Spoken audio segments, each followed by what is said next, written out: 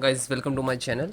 So first come to gigabyte.com. You can see here www.gigabyte.com. Then you can see here is search icon, so click on, then type your model number which is you using Z790 AORUS Extreme X, then hit enter.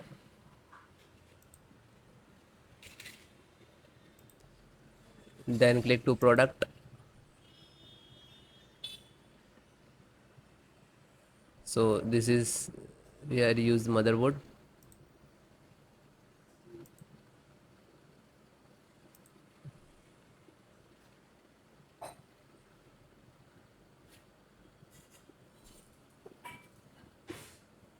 Then guys click to support.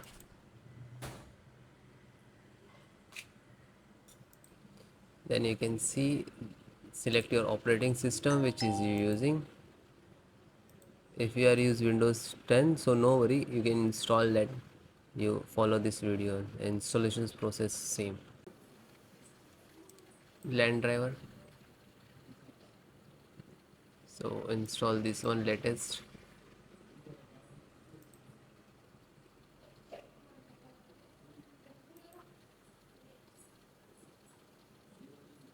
And click to open and double click to exe,